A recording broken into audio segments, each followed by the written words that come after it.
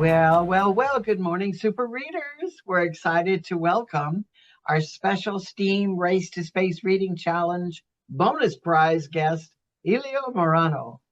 Elio is known as a real life space mechanic. He worked on the Mars rover team at NASA Jet Propulsion Laboratory, helping robots explore the red planet. And today he's part of a team at Blue Origin, which I'm kind of looking forward to hearing about what that job looks like for you. And he's helping shape the future of space travel. Elio's journey didn't um, didn't start out in a lab or a rocket facility. He came to the United States from Ecuador with his mom, where he was driven by curiosity, courage, and big dreams. Sounds like Larissa over in Romania have big dreams. Ask great questions and discover what's possible when curiosity leads the way. So everyone, please help me welcome with a big race to space welcome to Elio Morillo. Yay! Thank you guys for having me. Can you guys hear me okay? Yeah. Yep. Fantastic. Okay, if you can everybody type in the chat? Everybody has access to the chat? Yes, they do. Yeah. And I'm gonna make you Excellent. co-host too. That way, if you want Okay, to great. show I something on the do. screen. Hang on, let me take care of that real quick. Make co-host. And now you can confirm and you've got the screen. Okay, fantastic. Let me go ahead and share my screen. While I do that, can everybody drop how old are you? I'm so curious, and what grade you're in. And let me go ahead and in fact share my screen. And Elio, we even have a student from Romania on this. Oh, fantastic. Okay, good. Good. So let me make sure this presents. Can y'all still see the slides? Yeah? Okay, good. Now let me check the chat now that I'm navigating all these windows. Okay, 13, 8th, 7th, and 8th. Okay, amazing. Okay, good. So we're in middle school. This is about the time when I think I was starting to shape up what I wanted to do later down the line and what I was interested in. Didn't quite know it was called engineering, but eventually it all lined up.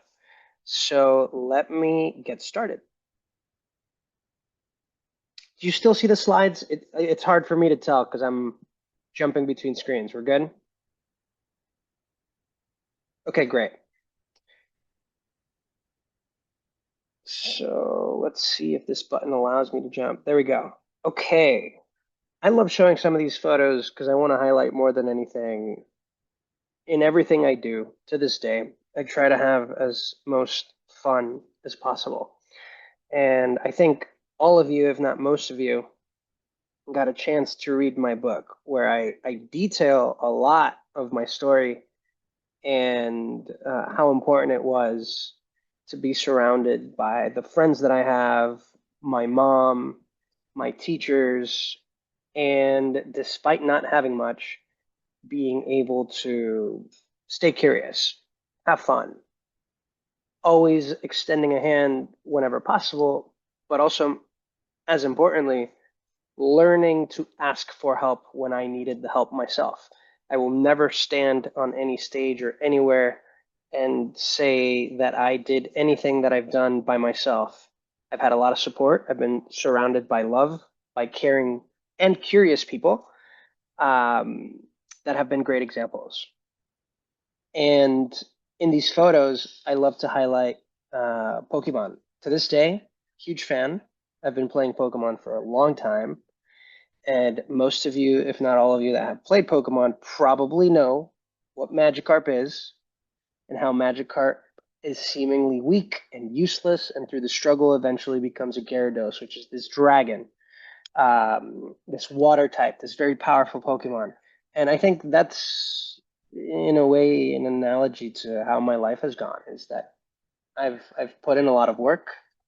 Again, I've received a lot of help and a lot of support, but through grit, putting in the hours, going through the discipline that is engineering school, and I'll talk about that, I managed to go from being pretty poor And now I'm very comfortable, have a successful career in engineering and spacecraft engineering, and I'll show some examples of spacecraft. And my impact has now reached Mars and very shortly also the moon. And in some of these photos that you see here, it was me through the pandemic that happened a few years ago. And I know most of you were 5 years ago, you're still pretty young, you're all very young, but you were even babies.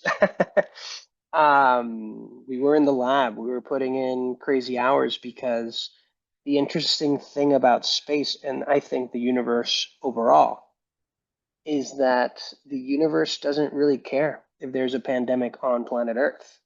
The universe carries on with or without us. And that was a very humbling realization because our mission, as it stood, had to launch. We wanted to do it or not by that time because the way it works to launch to Mars, we have rockets that are only powerful enough to allow us to launch every 24 months or so. So every 24 months, there's what we call a launch window that opens up. And we have to take advantage of that launch window because if we miss it, and it's about a month long, if we miss it, then we have to wait 24 months to try and launch to Mars again. That launch window is becoming, or it's going to happen more often as we develop stronger rockets. But even with the most powerful rockets we have today, we can only launch to Mars every 24 months or so. And that photo to the right is me at the launch pad. I had the opportunity to visit Florida when we stacked the rocket, put the rover inside of the rocket, and I saw it launch. And I'll show a video of that later with my friends and how important that was. But prior to that, we were working for years to assemble and integrate the rover, not only the rover, but also the Mars helicopter, and put in a lot of hours so that we could launch, get to Mars in about 7 months from launch, and then operate on the surface of the planet. And all those tiny little bit of details are in my book. And I think, again, most of you read it, and it's also available in Spanish. Now, I'm involved in a lunar mission, and the Mark 1 lunar lander we are going to be launching very soon. We're preparing it in Florida. It's the largest lunar lander to ever attempt to reach the surface of the moon. And I'm very proud of what the team is doing. And we're working a lot to make sure we do all of the appropriate testing on the ground to make sure that we can actually succeed the mission and launch through space and land on the moon and eventually paving the path a few years from now. This is very, very soon. Also getting humans on the moon. So all of you are going to see that here in the upcoming years. And what I mean by that is before 2030, we're going to get humans back on the surface of Mars, the surface of the moon.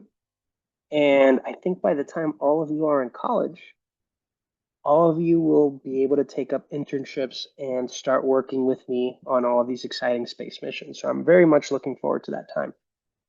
But we came here mostly to highlight Mars, and I'm going to give all of you a bunch of fun facts. But before I continue and dive into this, any questions that anyone might have?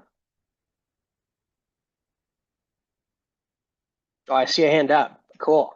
I think I would have one, and that would be what were the difficulties and obstacles while building the rover that had to land on Mars? Ooh, a lot of it. I think I always like to highlight the fact that engineering problems always have a solution. Okay. So you'll find out that maybe a circuit you designed isn't quite behaving as expected, and you might have to redesign it or respin a board. Maybe your flight software, your code doesn't quite work as expected. So there may be a few solutions, and you go and test them and you implement them. But often, one problem has 10 different solutions from 10 different engineers. So, how do you convince a room full of engineers that all think that they have the right solution, which is the right solution? So the hardest thing in that room is being able to communicate your ideas and convincing others. And what people talk about communication skills and being able to negotiate and compromises and agreements, that is the hardest part of engineering. So even if you want to be as technical as possible and become this expert in electrical engineering or software or whatever it may be, I think the hardest part was communication and convincing people that your idea was the best. And that's a skill that you can build, and it takes a lot of time. Great question. Thank you. And I have about this thing with communication. Why couldn't just Yeah. the people like put all their ideas, like a little bit of every idea, and build one complex solution, you know?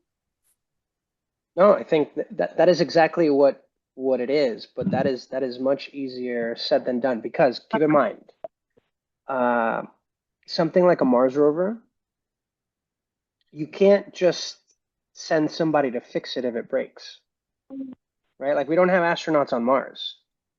By the time you launch that rover, by the time it is on the surface, you have to understand that the system is going to work. And you only get there by testing on the ground and testing all these ideas. And you're right, a lot of people will get together and test all these ideas. Then eventually you have one big complex solution, but it takes a lot of time, a lot of reviews, a lot of discussions. And often too, you have to decide, you know what, we're okay with not fully implementing a solution that works. Maybe 70% of the solution is enough. And you have to make that decision that perfect isn't always what's best. There's such thing as good enough, but you have to be able to communicate that and make sure that you can convince others that it is okay and safe enough to move with that good enough idea. That makes sense? It's really hard. Yeah, it does make sense. Now I understand. Thank you. Thank you. I think Maddie had a question too. Yeah, please. Yeah, so I was just wondering, I know that when you like build the rovers and stuff, like when they built the Hubble telescope, they all had to wear special like suits and things to make sure they didn't get it, broken and stuff. Did you have to be like more careful not to send COVID into space? Like, was there bonus things that you guys had to do? So that's a great question. And beyond just COVID, um, one of the important mission objectives for the Mars rover in particular is to collect samples on Mars that may contain life. So the cleanliness was so strict. Yeah, it involved people gowning up, wearing bunny suits, sterilizing the rover before it got put on the rocket, so that when those samples make their way back to Earth, and that's something that we'll talk about, we make sure that we're not identifying maybe bacteria that we introduced on Earth, but instead we want to make sure that all of that hardware is so clean and so pristine that if we do find something on Mars, we make sure that it wasn't something that we brought along for the ride. So yeah, we were very, very careful in building and assembling a lot of this hardware. Great question. Thank you. Okay, let's carry on. Let's move on to the next few slides. I think maybe some fun here. Let's get a few basic things out of the way because we're obviously so used to our environment that's so nice and cozy here on Earth. What's interesting about Mars is, it does have less gravity, and that's because Mars is just a smaller, like physically smaller planet. That means that if you weigh about 100 pounds here on Earth, you're going to weigh about 33. Maybe you can move a little bit faster. Maybe you could jump a little bit higher. That's how you would feel that. And another fun or interesting fact about the Martian atmosphere is that two things. It's about 1% the atmosphere that it is here. So how would you feel that? If you were to be on the surface of Mars without any suit on and you tried to breathe in the atmosphere, you physically wouldn't be able to because there just simply wouldn't be enough air on the surface. And yeah, over some time you may asphyxiate because you wouldn't be able to breathe just because our lungs are so fine-tuned to the atmosphere here on Earth. In addition, the primary gas in the Martian atmosphere is carbon dioxide. Unlike here on Earth, where the common component, actually, does anybody know what is the most common gas in the atmosphere? I see a hand up. I think it's nitrogen. You got it. It's nitrogen. And then it's followed by oxygen. And then there's a few other things, a lot of water vapor, and then carbon dioxide as well. But it's so minimal compared to on Mars. On Mars, the primary gas is carbon dioxide. So also we would not survive if we only breathe in carbon dioxide. So that's a challenge. Something of note is that it ranges between hot and cold pretty extremely, even in a single day on Mars. And also, it can get as cold. And this is in the center of the planet. So imagine the middle of the planet as it's rotating around the sun. It can go from negative 125 Fahrenheit to about 23 Fahrenheit, even within just a single day. Another interesting aspect about Mars going around the sun in its orbit is that it takes about 2 Earth years to take a single Martian year. Okay, so that basically means your Martian spring, your Martian winter, your summer, and your fall are way longer as compared to your seasons on Earth. And now, Mars is so far away. And depending where we are, relatively speaking, right? So as we rotate around the sun, given that fact that I just said, it can take anywhere between 6 minutes to 20 minutes for a single signal to go from Earth to Mars and then from Mars to Earth, right? So here we're so used to being able to have like this video conversation, right? Like this is instantaneous. And even so, there's a tiny little bit of lag because our signals travel to space and back. But we wouldn't be able to have this kind of conversation if we were having a video chat with Mars. It's just physically impossible. We would have to send videos that take 6 minutes to get there, and we'd receive videos later on. So that's a big challenge when we talk about communicating between different planets because we're so far away. And then there's this fun just happenstance of the universe. The Martian day is just 40 minutes longer than an Earth day. It just happened that way. So what does that mean from a practical perspective? Let's say I want to make sure my rover turns on every morning at 9 a.m. local Mars time. That means that on Earth, I need to accommodate my human schedule to prepare those instructions, those sequences that we send to the rover, so that the operations on Earth kind of stack in a way that maybe it's the middle of the night here on planet Earth, but if we want the rover to operate or start operations every day at 9 a.m. local Mars time, that means we may have to accommodate our Earth schedule to make sure that happens. So it gets very complicated and really hard on the human operators if we want to keep up that schedule. Yeah, Maddie, go ahead. So like often when they're working on robots, they do it in teams, so if your robot did turn on at 9 a.m. local Mars time, there's someone always there. Was there teams in this project? And if so, how many? So that's the thing. There's not, you didn't need to have humans always on console because the robot is just doing its own thing because we programmed it that way to have autonomous behaviors. And also I'll show this with some images in a bit. You don't always have data coming live from Mars.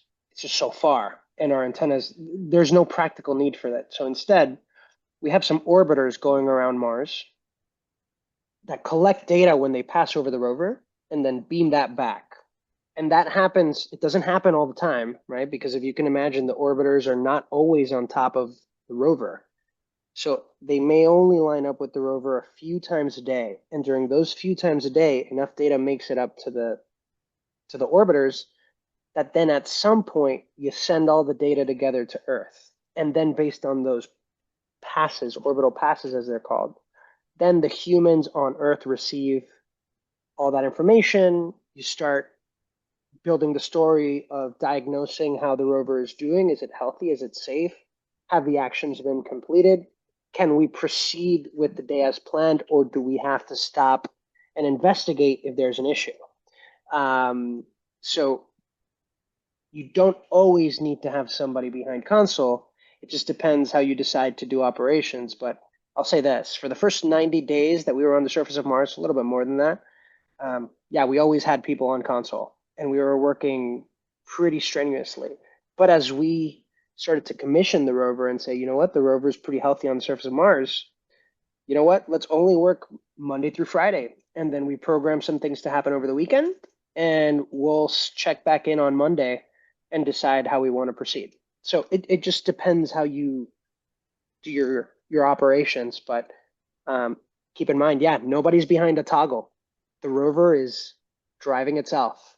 We're telling it, go from point A to point B, and the rover can decide how it gets there based on whatever rocks may be there and some other parameters that you can fine tune, but it's pretty autonomously. But excellent question.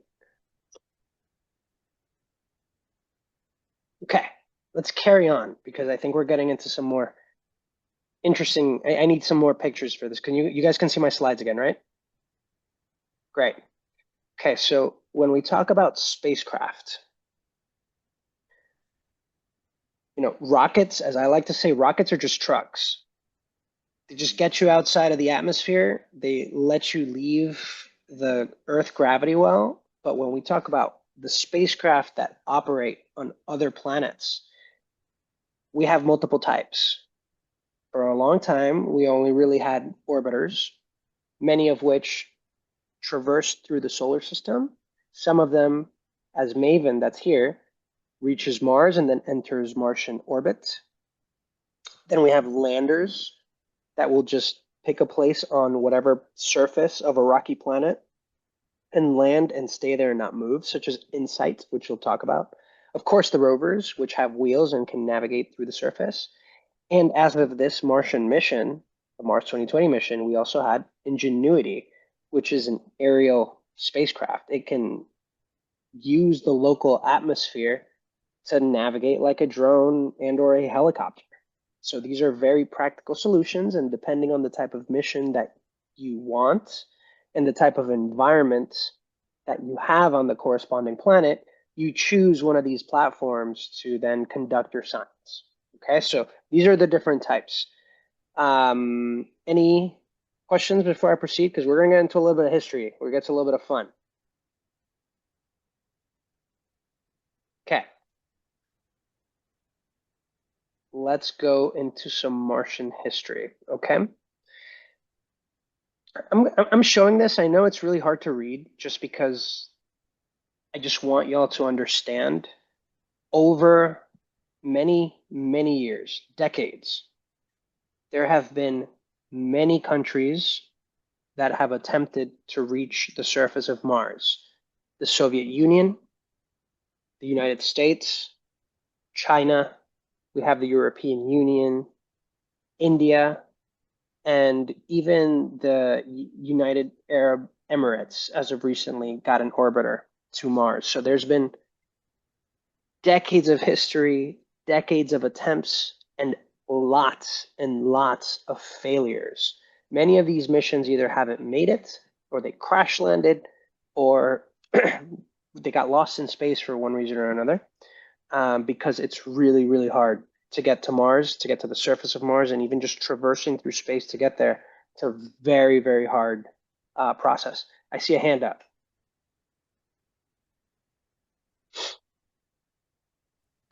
Yeah. This is about the rovers. If Yeah, one fire. of our rovers like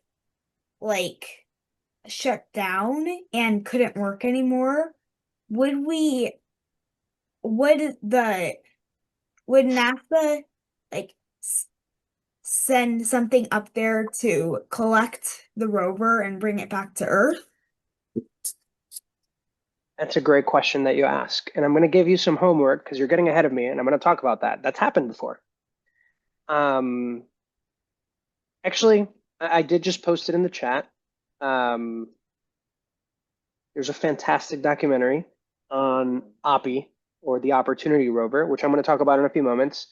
That after we're done here, and if you happen to have Amazon Prime, tell your parents to play this for you. Highly recommend it. It's a story about exactly that, the Opportunity Rover when it stopped working, and it'll give you a good idea. Long story short, no, we would never pick this stuff up and bring it back. For technical reasons, that's really hard to do. But one day, maybe even one of you will be able to step foot on the surface of Mars, and the rover is going to be there because it hasn't moved. May have to clean it up a little bit, and you can make the first Martian museum because why not? But you're getting ahead of the game. Let me get into some of the history so we get there. Okay. I want to talk about the Vikings. I want you to realize that some of these Martian missions are way older than even I am. The first American mission to get to Mars were these landers, the Viking 1 and the Viking 2 landers, and they were set in 1976. And they had some pretty complex instruments, and the same idea applied then.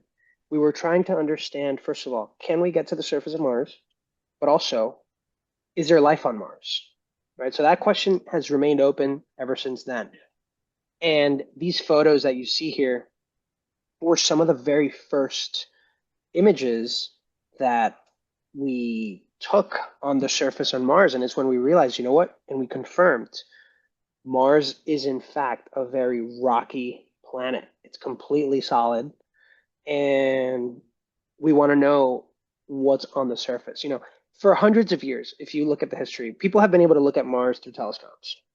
And it's almost been obvious. It's like that there's like dried up river canals. There's very clear lakes, or what used to be lakes at some point in history. And at least here on Earth, we know that wherever there's water, there's life. So we always thought to ourselves, okay, if there's all this evidence of rivers and lakes, is it possible that life ever existed, or does it exist on the surface of Mars? So we've been trying to answer that question ever since the 70s, which is crazy. But something to highlight is that we were not the first to get to Mars. The Soviet Union beat us to Mars for by about 4 years. Unfortunately, their mission only lasted about 14 seconds. That's so we can confirm, where they were able to actively transmit data from the vehicle. But the Soviets did beat us to the surface of Mars by 4 years. And then we took our time to get there. And unfortunately, given a bunch of politics, and all this matters for space exploration, by the way, so don't ever neglect it, because space is expensive. We did not send a mission to Mars until the late 90s. And I see a hand up, though, before we keep going.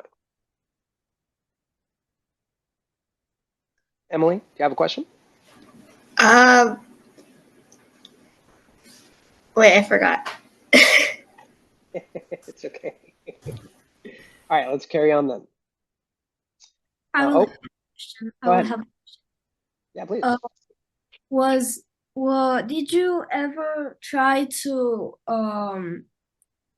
like mine and maybe find see if there's any water under under the specific places you were talking about where there could have been like lakes or rivers or something like that? Getting ahead of the game. We'll get there in a second.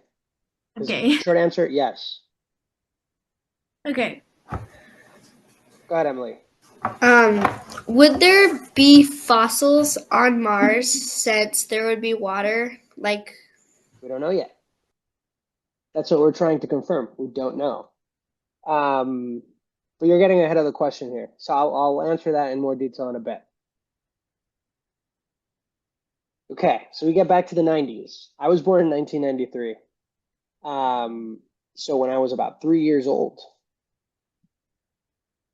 they sent this tiny little rover called Sojourner, Pathfinder.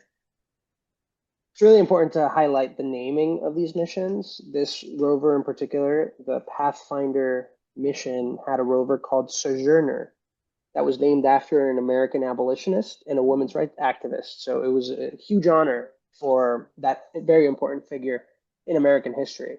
And this rover in particular was tiny. It was the size of a microwave. As you see it here, this is the size of a microwave. And this photo is taken from its lander because, first of all, we had never sent a rover to the surface of Mars. So we wanted to understand how would we do operations on the surface of Mars? How does it work? And this rover was actually tethered to its platform because we were just limited in how we could communicate between the rover and the corresponding platform. And the image that you're seeing here was taken from that platform from a camera. And I do encourage you to look all these things up if you're curious. And I love this because it still works. This website that I'm going to put in the chat, it's the website. I think it still works. Oh my God, they changed it. This is so interesting. Up until very recently, it was still the same website from the 90s. So it was like a website that was frozen in time, which was amazing. And it had the photos, it has them. I mean, you could still probably get them here from this website that replaced it. Still works. And you can see all the historical facts from that mission. So once we confirmed Sojourner and we learned how to use it, we decided, you know what, Mars is a very viable option. So the United States and NASA decided, okay, we're going to send an orbiter to continue in assisting these operations and understanding the atmospheric composition of the planet. What happens with this orbiter? Completely fails. We lost it. We have no idea if it crash landed. We have no idea if it got lost in space, but we lost communication with it. And again, space is really hard. For one reason or another, we lost tabs as we were entering the Martian environment, and we lost control of it. Never recovered. Then we decided, okay, pretty quickly thereafter, right? So that orbiter was in 1998, then in 1999, another mission that was going to go to the North Pole, if I remember correctly, to scoop up some of that ice that we've confirmed. We know there's layers of ice up on the surface of Mars. So we were going to send one of these polar landers to go and scoop it up and see what we could find and confirm what is in this ice. And guess what? This also failed. And this one also failed, or this one failed because of a sensor, and it was misplaced in the software logic that as we were landing on the surface, a sensor basically confirmed that we had already touched the surface when in fact we were at about 1 kilometer of the surface. So we were still pretty high up, and it shut down the thrusters. So we crash landed on the surface and failed this mission. And at this point, it had already been 2 pretty expensive missions, right? These are in the hundreds of millions of dollars. NASA had lost a lot of its confidence as to whether we could succeed getting to Mars. So then kind of placed a pretty large bet on the opportunity and Spirit. These are 2 rovers that were part of the Mars exploration rovers, the MER, that launched in 2003. And these rovers were now about the size of golf carts. Okay. And with these rovers, we were going to put them in the middle of the planet, but kind of on the opposite sides of the planet, to go and try and find evidence of life and go and scoop and go and dig. Because at this point, with all of these missions previous to the Spirit and Opportunity rovers, we had already recognized, okay, there's evidence that water once flowed. There's all these pointers that showed that at some point we had water. And with the Mars exploration rovers, both Spirit and Opportunity, we confirmed, in fact, number one, there's water. Not only is there water, there's evidence of organic molecules. And we confirmed that with these rovers that were digging into the surface and taking images and also doing some localized experiments, because they had some pretty complex instruments to be able to tell us, you know what, there is in fact organics. And what do we know from Earth? Is that organic molecules can happen through biology, through complex processes that happen in life. However, we also do know that organic material is possible through just geological processes. So rocks, certain types of rocks over time just crashing on each other, they can create these molecules. So we couldn't confirm whether these were products of life, but we could at least confirm at that point in time that at some point Mars has had the conditions and the ingredients to have supported life in the past and maybe even today. We don't quite know. From there on out, we had a Phoenix lander, which was another mission that went to scoop up some of these icy locations, and this one landed successfully and was able to scoop up. And it was only intended to work for about 3 months, and it worked for about 5. And up until 2011, when I was in college, when I was just starting my college career, a very big rover, which is Curiosity, landed on the surface of Mars. I think all of you need to watch, and I'll send it over. Look up the 7 Minutes of Terror, and you'll understand just how complicated it is to land on the surface of Mars with such a big rover. And you can see in the photo here, these are actually some of my colleagues standing next to the rovers, the Earth versions of the rovers.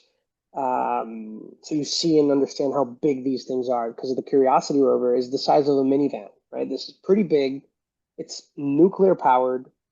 Opportunity and Spirit are solar powered, and so was Pathfinder. So in about 2017, many of you were just still babies then, Mars was fully covered in a dust storm. So what happens in a dust storm and you're on the surface of Mars? Well, you're not getting any sunlight, right? So as I was saying, the Opportunity rover, OPI as it's called, worked with solar panels. So when there was this global dust storm, those solar panels ended up getting covered, and then eventually the rover could not charge up its batteries to keep its heaters on, and that basically meant that eventually the batteries just froze over and the rover stopped working. And it just remains on the surface of Mars, and maybe one day, like I said, someone's going to go there and build a museum around it. But no one's ever going to bring that back to Earth. But it was a very emotional story, and again, go watch the documentary because it's so cool, and some of my colleagues are in it, and the story of Oppie is very special. But yeah, go ahead, Emily. If another rover found Opportunity, could it technically get all the dust off of the solar panels and get the rover working again? So we know where it is. We don't have to find it. We know exactly where it is. We know where we lost it. We can take pictures of it with orbiters, and this is all online, by the way. You can go find these. These pictures are there from the orbiters. It's probably too hard to do with the rover. Maybe one day an astronaut can go on there and clean it up and maybe try to power it back on. But there's no real technical reason to do it other than we just want to fix it up when we find it. And yeah, it's still there. It was operable when we were using it. But it would be too expensive to just do it for the sake of doing it. Hi. Hi, I'm William. How did Hey, your William. family help you become who you are now?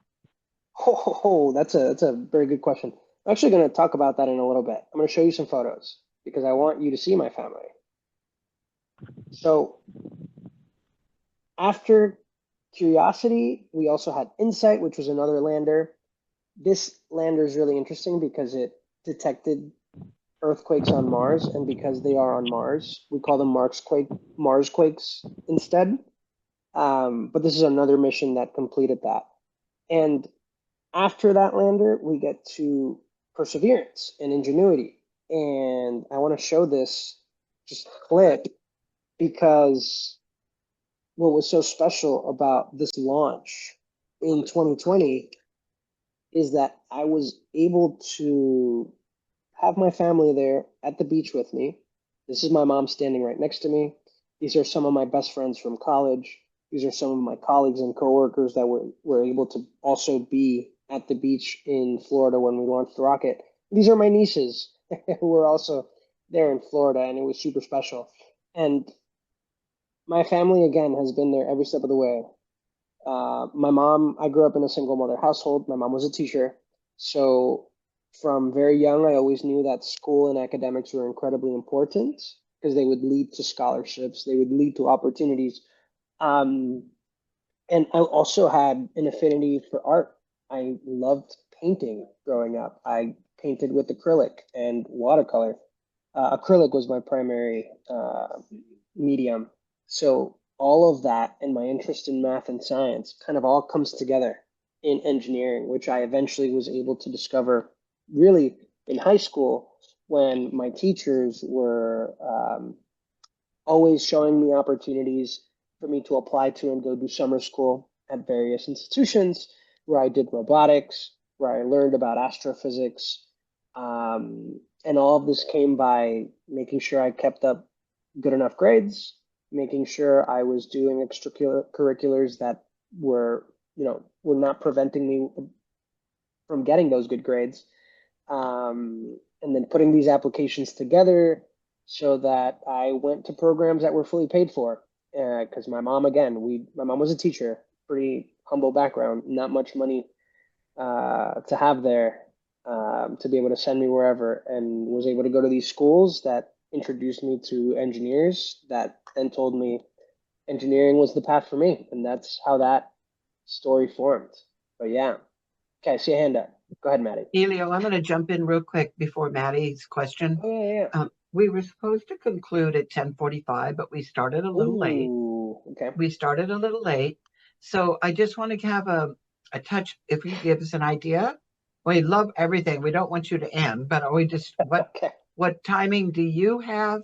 Because I'm not sure if you have to work today or what your schedule is. I am. Yeah, no, I have like 10 more minutes. It should be okay. Okay. Yeah. And then Maddie, were you the one that had a question? Oh shoot, I almost forgot. Oh, you were talking about extracurriculars. Were there any extracurriculars you did that I don't know, introduced you to really like this program or something that introduced you to astronauts, really kickstarted your career or anything like that that just were really helpful for that? No, I just followed the opportunities I had at my school, and one of those was Science Olympiad. Another was we were doing research with a local professor. I went to school in New York City. My high school's in New York City, so we just happened to have a local professor from NYU that introduced us to some astrophysics concepts and research, and we were building some scripts to help him process some of his images, which was really interesting looking back at it, to characterize black holes, and that's a whole story. But all to say, it was very local. All of these opportunities were what was in front of us, and we went after them. And I think that's something really important to highlight. Is like if your school has a team that's interesting to you, or maybe even if you have the opportunity to start a team. I don't know. Maybe your school doesn't have a robotics team, and you want to have robotics. There are now countless ways of doing that, which is amazing. Opportunities that didn't exist when I was in middle school or high school, where you can ask your school for some funding, and maybe they can buy you some robotics kits that you can then build with some friends that are also interested in said robotics, right? Maybe you can start an amateur rocket club. These are things that are now so accessible because you can buy kits to do these things, and with some adult supervision, go and launch these miniature rockets, right? So if you have the opportunity to do that at your schools, take full advantage of it. And if not, ask your parents or ask your teachers to help you start it. Thank you. That's great advice. Yeah, Okay, no, Leo, good. let's get back on. Okay. No, I think what I wanted to finish highlighting, right, like this latest mission that I was a part of, the Mars 2020 mission, it's collecting samples. And these samples, as of very recently, some of them have almost what scientists are calling obvious evidence, or pretty clear evidence for the presence of microbes on the surface of Mars. But we can't conclusively determine that unless we bring these samples back to Earth and try and replicate these experiments and thoroughly analyze them with complex instrumentation that we just do not have on the surface of Mars. So, all to say, right now, the destiny of these samples is up in the air because Congress has not funded the Mars program as it's necessary to bring these things back to Earth. And this is when I say, even if you end up in very technical routes, in very technical fields, always keep in mind that politics do in fact matter, and a lot of times it's going to be on all of us individuals to get educated on how our government works, and make sure you stay active and vote. Okay, when you guys come of age, it's important that you do. And I know you're a few years away from that, but for now, stay curious. Look at these things because the funding for all of these very special science missions come from government.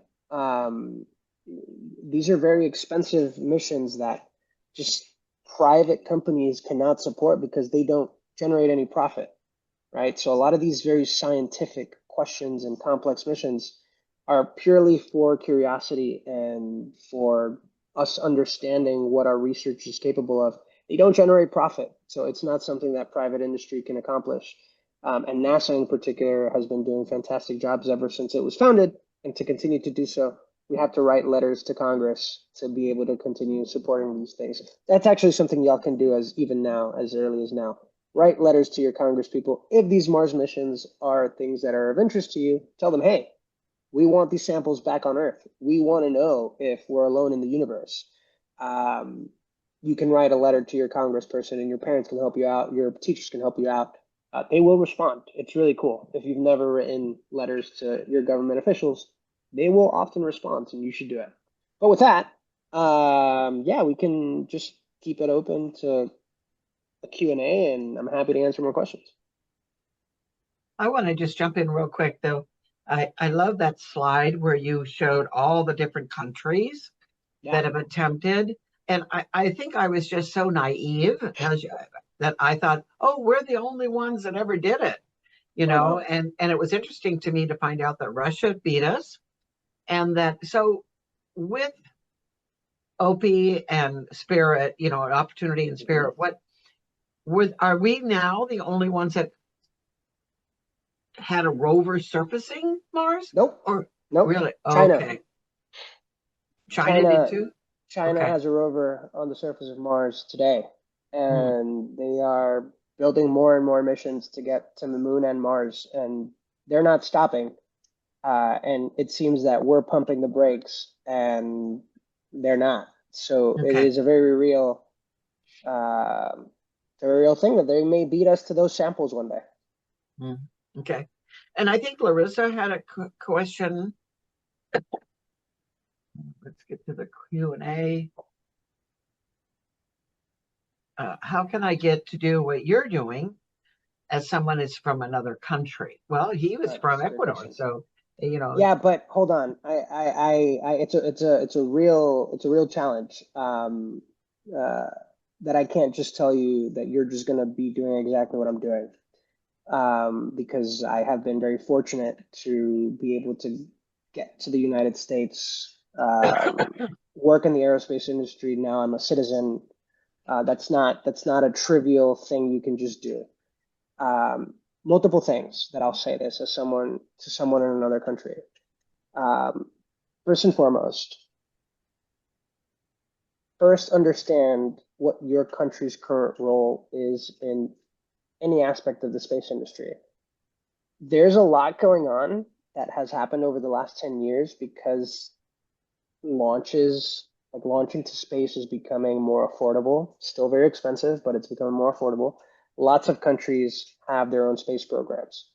And I think you said you're from Romania.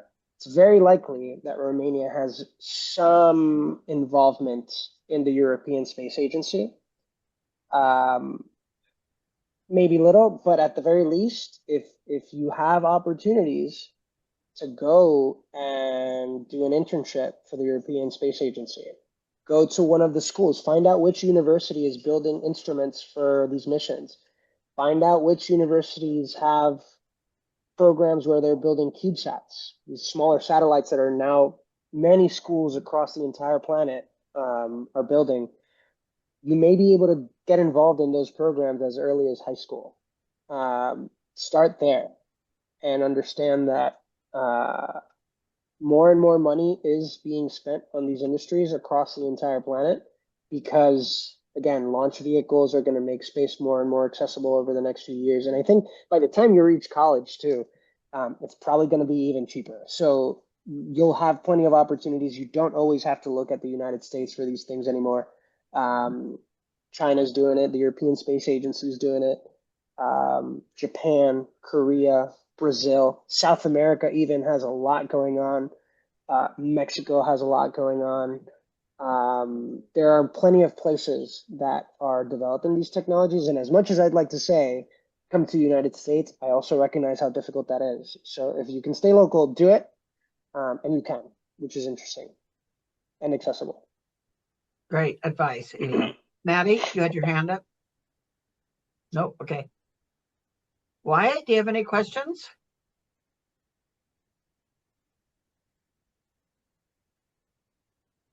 I don't. Oh, very cool. And Thank so, you. Elio, go ahead, Maddie. I just wanted to say thank you. This is like super great. So, yeah.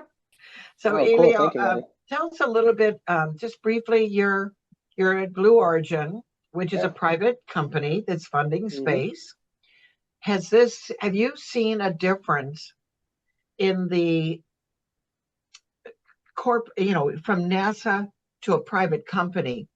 Are you seeing more flexibility? What's the major difference between the two with regard to space exploration? That's a great question. It's just different. There is, well, first of all, Blue Origin, as we currently stand, we only recently sent our first spacecraft into orbit, and it's an orbiter. So getting to the moon, we're going to be doing it for the first time. We just launched our second major rocket for the first time and returned it, which is an impressive feat very recently. So we're still a pretty new space company. I mean, even SpaceX has just been launching rockets, which is very different than operating spacecraft. Industry is still pretty new at this. And meanwhile, NASA has decades of expertise, proven methods, incredible technology that I will argue industry cannot match quite yet. There's still going to be a lot of collaboration between government and private industry to get to space, depending on what we're talking about. But I don't know if flexibility is the right word, but there's definitely I'll be careful here. We are more risk tolerant than I am comfortable in being, because I grew up in NASA, so it is just different. Yeah, I can appreciate that. Emily's got her hand up. This may not be relevant to like what you were talking about like so far.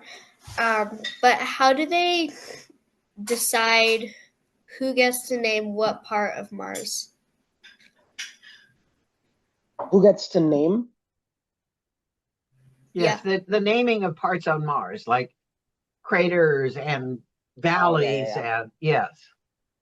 No, that's a great question. There is a group of scientists that get together. I forget their name, but it is an international collaborative effort where people get together and have named the different craters and the different areas. And even as the mission, for example, with Mars 2020, as it continues,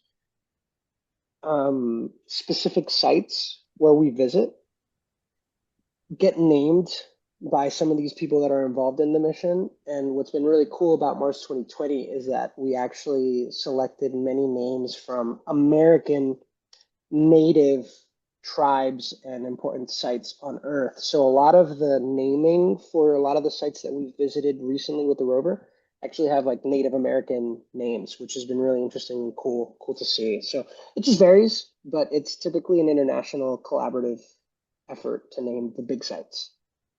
Great question.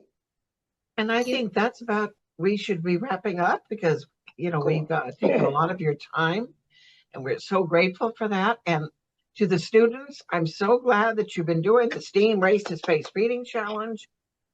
And I'm getting a cough, so I'm going to say goodbye and let the students say thank you and goodbye.